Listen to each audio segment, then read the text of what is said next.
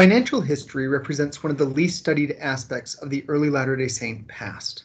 This absence is especially true for Nauvoo. For most scholars, the story of Nauvoo is dominated by the theological expansion of temple ordinances, the controversial practice of plural marriage, or the growing political conflict between the saints and their neighbors in Illinois. While these elements are all important facets of Nauvoo's history, our understanding of Joseph Smith's connections and networks will be woefully incomplete unless we incorporate financial history into our story. Fortunately, we have a wealth of financial records from individuals, stores, and church organizations that provide a remarkably complete picture of Nauvoo's financial history. This paper centers around accusations of financial misconduct which surrounded the construction of the Nauvoo Temple in 1842, and the resultant labor dispute between workmen and the committee supervising the project. Examining the causes and circumstances at the heart of this dispute requires an understanding of the financial situation of Nauvoo in the 1840s and provides insights into the aspects of the saint's financial history, such as poverty, lack of currency, the function of tithing, and the economic centrality of the Nauvoo Temple for the community as a whole. This dispute then provides a window into better understanding the financial connections and networks that operated in Nauvoo. When British socialist John Finch visited Nauvoo in August 1843, he was shocked at the conditions he found in the city. The homes were generally small and widely scattered, consisting mostly of rough cabins or small brick cottages built on swampy land given by way of charity to the poor. The residents seemed very poor and miserable, and Finch was at a loss to explain how the city functioned economically. "There is no manufactory of any kind," he later reported, "and I see no means the people have of getting a living. No money can be had for work done in Nauvoo. All is truck and barter." Publicly, throughout the 1840s, the Times and Seasons praised the economic prospects and conditions of the city. Smith and other city leaders dreamed big and laid the plans for industrial growth and development. However, in letters to his creditors and financial agents, Smith acknowledged the more desperate reality of the situation. The aftershocks of the Panic of 1837 and 1839 continued to roil the nation. Illinois' State Bank failed in 1842, and Smith lamented their lack of currency and stable financial institutions. To creditor Horace Hotchkiss, Smith complained that "there is no money in circulation, and all business is transacted by barter, and I see no prospect of any better times." For many saints living in the city, abject poverty and the threat of starvation was an ever-present reality. Joseph Hovey spent his first winter in Nauvoo living in a tent near the temple site, though he eventually built a small rough cabin 12 by 15 feet on a city lot belonging to the church. Years later, Hovey remembered his desperate struggle to provide for his family, recalling that he had traversed the city to find work, but could not obtain it even for the food to sustain myself and family. "I had to sell off nearly all our clothing, watches, and rings to obtain food, and did not realize 1/4 their value for them." Looking back, he recalled that if he got a peck of cornmeal to feed his family, he went home feeling as rich as a king. Contemporary financial records bear out Hovey's memory. A June 1842 inventory of his property indicated that he and his wife possessed only basic household furniture, cooking implements, a few articles of clothing, and 5 books. Later that year, tax assessors valued these possessions to be worth $25. By 1843, that value had decreased to $10. To provide for his family and eke out a living, Hovey attached himself to the economic center of Nauvoo, the construction of an ambitious limestone temple on a bluff overlooking the city, where Hovey found employment as a quarryman and stonecutter. While it is often seen as the center of Nauvoo's theology and spirituality, the unfinished Nauvoo Temple was also the economic engine that powered the growth of the city. The construction itself was to be funded on a system of tithing for the saints. Much of the labor was provided on a volunteer basis, with male residents of Nauvoo expected to work 1 day in every 10 on the edifice as a form of labor tithing. Additionally, new arrivals to Nauvoo were expected to give 10% of all they owned to the church to help support the building efforts. Finally, those with means in the city were expected to give generously to support the building's construction, as were church members living some distance from the city. Although some of these donations came in the form of cash or currency, most came by way of donated goods. For example, while the branch in Andover, Ohio sent $30 to Nauvoo in November 1842, they also sent 6 pairs of socks, 3 pairs of shoes, 2 pairs of mittens, over a dozen yards of fabric, yarn, leather, a quilt, 2 handkerchiefs, and 25 pounds of dried apples. While eclectic, such donations of money and goods injected the city with much needed supplies and provisions to support a rapidly growing population. Although Joseph Smith presided over this massive construction and donation enterprise as both president of the church and trustee in trust for the corporation, most of the day-to-day management was done by a committee of 3 men appointed in October 1840, consisting of Reynolds Cahoon, Elias Higbee, and Alpheus Cutler. Aside from the spiritual commitment to build the temple, these men had an enormous financial influence on the city. Many poor Latter-day Saints, such as Joseph Hovey, depended on the temple committee to support their families. Those who were not in such dire straits entrusted the committee with their tithing, often given at considerable sacrifice. To ensure a faithful discharge of their responsibilities, the 3 committee members signed bonds for $12,000 to Joseph Smith. Given these trying circumstances, when rumors of financial misconduct on the part of the Temple Committee surfaced in 1842, it caused considerable scandal among the saints. Before delving into these accusations, in fairness, it needs to be acknowledged that the Temple Committee members were in an impossible situation. While the impoverished condition of the saints and their general economic malaise of the region, there simply were not enough goods or provisions to provide for all the saints in need. No matter how they proceeded, the committee was left open to attacks for either being too stingy or too generous. Hyrum Smith, in acknowledging this difficulty, later quipped that he would as soon go to hell as be on a committee. That being said, in the fall of 1842, serious charges of financial misconduct were levied against the committee members. As described in Joseph Smith's journal, the root of these charges was a claim that the committee members were not making a righteous disposition of property consecrated for the building of the temple.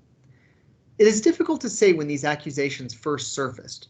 Contextual clues suggest that Joseph began to perceive that the actions of some of the committee members were irregular as early as December 1841. Between the appointment of the committee in October 1840 and December 1841, the committee had been responsible for the financial bookkeeping surrounding the temple's construction, including recording the tithing given and received. Yet, on the 11th of December 1841, Joseph Smith abruptly commanded Brigham Young to forbid the temple committee from directly receiving tithing donations, stating that such funds had to first come through his office. 2 days later, Young passed Joseph Smith's instructions to the committee, and Joseph appointed Willard Richards to serve as the first official temple recorder and Joseph's own personal secretary. Richards immediately began keeping a multi-purpose record book known as the Book of the Law of the Lord that contained revelations, journal entries, and tithing donations. A month later, Joseph summoned committee member Elias Higbee, who had been serving as the clerk and bookkeeper of the committee, and thoroughly rebuked him, stating, "The Lord is not well pleased with you, and you must straighten up your loins and do better, and your family also." Though the exact nature of Higbee's apparent misdeeds or the reason for the massive administrative change in receiving tithing donations is not explicitly described, it seems probable that they are related to the subsequent charges against the committee. Over the course of the next year, rumors about the Temple Committee became more widespread. The year 1842 as a whole was difficult for the church. John C. Bennett's abrupt and dramatic departure, followed by his public accusations of rampant sexual license in the city, left many saints and others scandalized. Additionally, Joseph Smith had spent much of the summer and fall of 1842 in hiding from a renewed attempt to extradite him to Missouri. The combined rumors of financial misconduct on the part of the committee and other improprieties practiced by church leaders apparently led many Latter-day Saints to withhold both their property and labor tithing from the church. By the fall of 1842, the Times and Seasons openly commented on the tithing shortage. "We know that as of late we have had gloomy times," the newspaper acknowledged. "Yet, when many are slack, as has been the case of late, it has a great tendency to retard the work, to dispirit those who are actively engaged and who feel zealous in the work, and derange very materially the plans and designs of the committee. To correct this, the Times and Seasons called for renewed commitment to labor tithing and specific donations of cattle, cornmeal, flour, butter, pork, or other articles of that kind. By October 1st, the public rumors led Joseph Smith to personally intervene. Although quite sick and still technically in hiding from arrest and extradition attempts, Joseph summoned the Temple Committee to a meeting with himself, Bishop Newell K. Whitney, and Temple Recorder William Clayton. Joseph reviewed their account books and interviewed the men. At the end, he expressed himself perfectly satisfied with them and their works, and ordered William Clayton to prepare a notice for the Times and Seasons, reporting Joseph's approval of the financial records and encouraging the saints to double their exertions and forward means to roll on the building of the temple in Nauvoo. Although Joseph's journal and the subsequently published notice claim that Joseph carefully examined and compared the accounts and financial records of the Temple Committee during the meeting, this was almost certainly not the case. To understand why, it is necessary to review 19th century bookkeeping practices. According to common practices at the time, individuals, businesses, and other organizations made use of both daybooks and ledgers to keep track of their financial accounts. Daybooks contained a chronological record of transactions, while ledgers organized the same information into specific individual accounts. To use an example from the Nauvoo House Association from around this same time, on 16 October 1841, Joseph Hovey received 15 cents worth of flour, 8 cents worth of wheat shorts, and 48 cents worth of beef from the association. In the daybook, you can see that Hovey was one of over 40 individuals who received some variation of those supplies from the association that day. This transaction was later copied into the Nauvoo House Association ledger under Hovey's account. In the ledger, the clerks of the association could see at a glance the debits and credits on his account. By looking at this page, we can see that despite their occasional payments to Hovey, by the end of 1841, the association still owed Hovey $10.72 for his labor. Although the specific format varied slightly between individual bookkeepers, this is a good representation of how financial records should work. In contrast, the ledger for the Temple Committee kept by Elias Higbee was an unqualified disaster.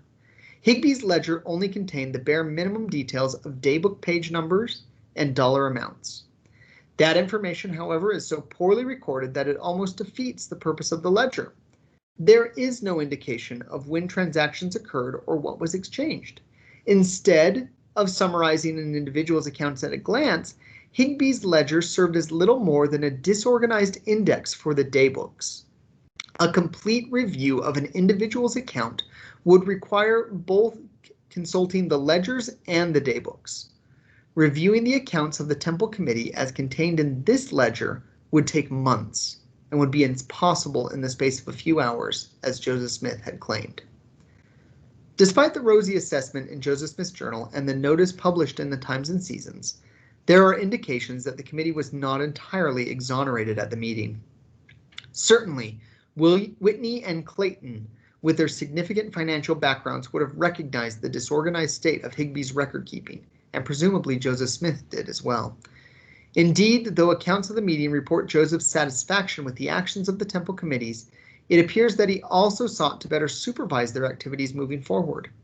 During their meeting, Joseph instructed that Clayton, who had been serving as the Temple recorder as well as Joseph's personal scribe, should move his office from Joseph's store to the Temple site. Clayton had become one of Joseph's closest clerks and scribes, and his removal to the Temple site represented both a personal loss to Joseph, as well as an apparent desire to exercise greater control over the committee.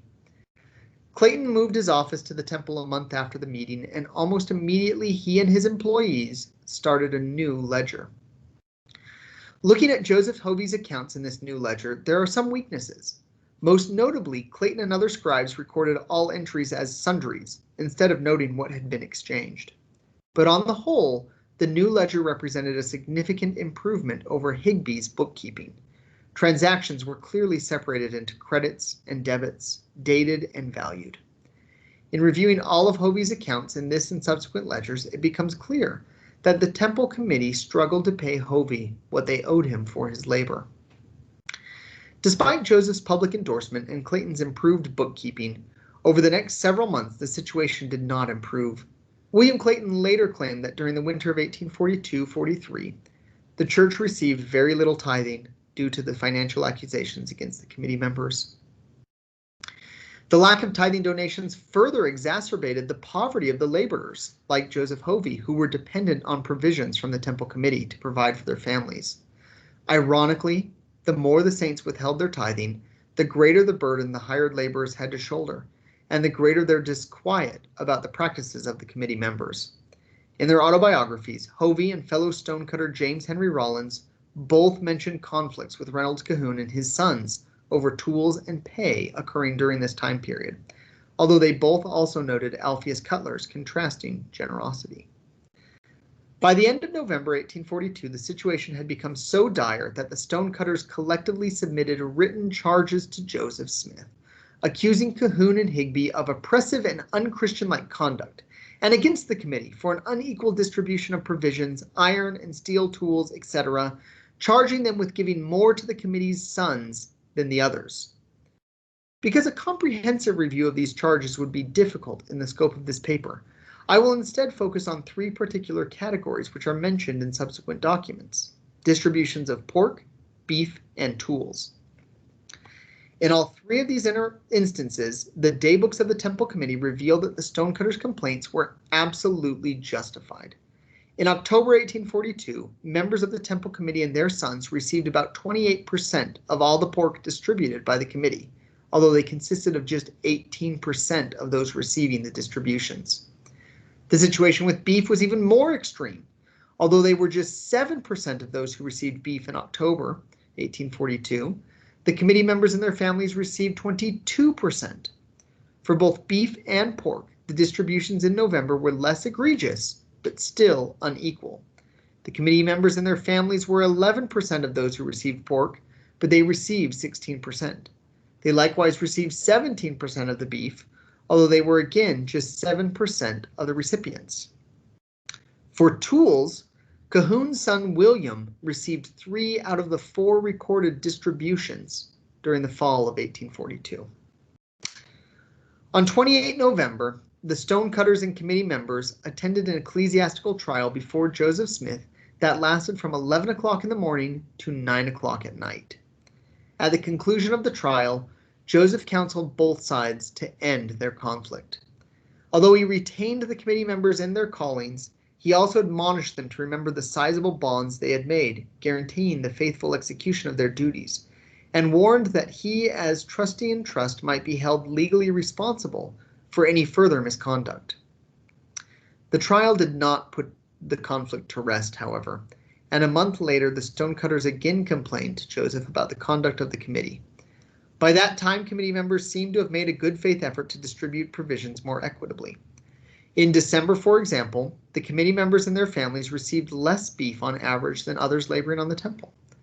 Months later, Cahoon claimed that during the winter he had dealt out meal and flour to the hands to the last ounce, when I had not a morsel of bread meal or flour in my house. Thus, any shortages experienced by the laborers in December 1842 presumably resulted more from the general tithing shortage than from any misconduct on the part of the committee members. Responding to the stonecutters' renewed complaints in December 1842, Joseph Smith admonished them to drop the issue. He counseled the stonecutters to give a proper deference to the high standing of the temple committee and submit patiently to their economy and instructions. All of the saints, he argued, had to submit patiently to the yoke that is laid upon us, and thereby secure the best interests to the temple of the Most High God that our limited circumstances can possibly admit of. And then, having done all on our part, that great Elohim who has commanded us to build an house shall abundantly bless us and reward us for all our pains. Building the temple would require sacrifice, Joseph argued. For many Latter-day Saints, that meant giving up time or possessions. For the stonecutters, that would mean receiving less in pay. Although not all of the stonecutters were satisfied with Joseph's letter and reasoning, most were, and the controversy largely disappears from the documentary record. For his part, Joseph Hovey later reflected in his journal, "I do work hard on the temple of the Lord, cutting and carving stone, and I do get so fatigued when I leave my labors. Nevertheless, I am a poor man in the things of this world.